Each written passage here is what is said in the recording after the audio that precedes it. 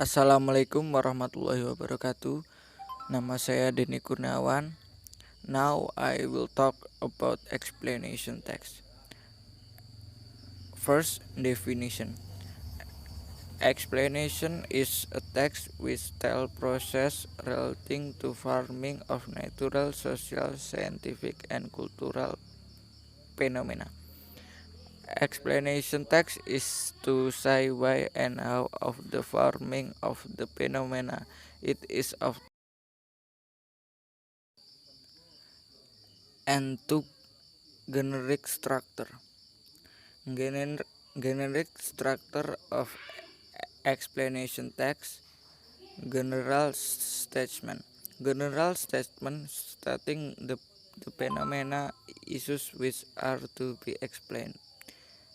Sequence of explanation. Sequence explanation stating a series of steps which explain the phenomena.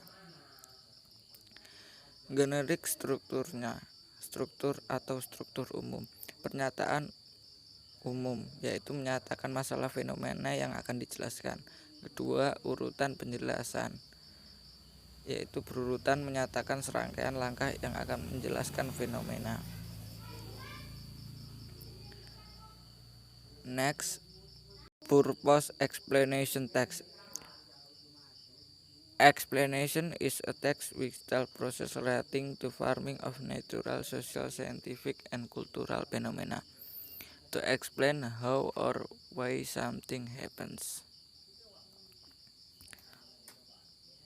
Tujuan dari explanation text yaitu adalah menceritakan proses-proses yang berkaitan dengan pembentukan fenomena alam, sosial, ilmiah, dan budaya untuk menjelaskan bagaimana atau mengapa suatu terjadi. And next, linguistic feature of explanation text. Linguistic feature of explanation text. In a explained text there are linguistic features as below.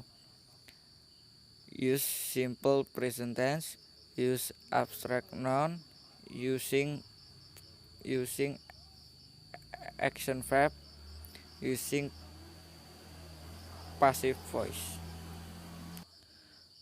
Unsur kebahasaan dari teks eksplanasi yaitu menggunakan simple present tense, menggunakan nomina abstrak, menggunakan passive voice, menggunakan verba action, and example. Example of explanation text. How does rain happen? Rain is the primary source of fresh water for most areas of the world, providing suitable conditions for diverse ecosystem, as well as water of hydraulic power plant and crop irrigation.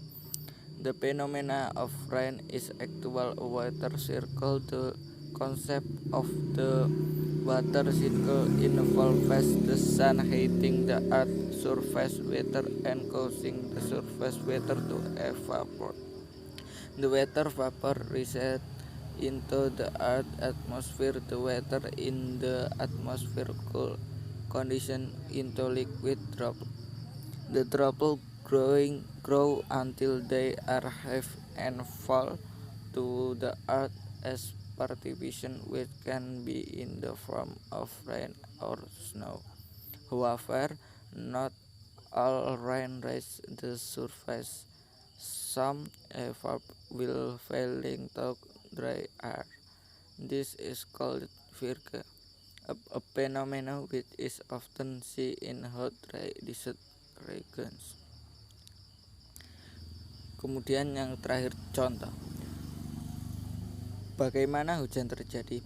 Hujan adalah sumber utama air tawar untuk sebagian besar wilayah di dunia, menyediakan kondisi yang sesuai untuk ekosistem yang beragam, serta air untuk pembangkit listrik, tenaga air, dan irigasi tanaman. Fenomena hujan sebenarnya adalah lingkaran air. Konsep siklus air melibatkan matahari yang memanaskan air permukaan bumi dan menyebabkan air permukaan menguap.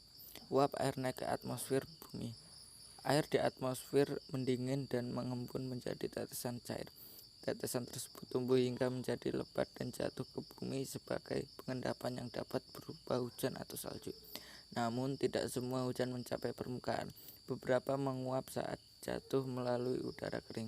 Ini disebut virga, fenomena yang sering terlihat di daerah gurun yang panas dan kering. And thanks for watching. See you.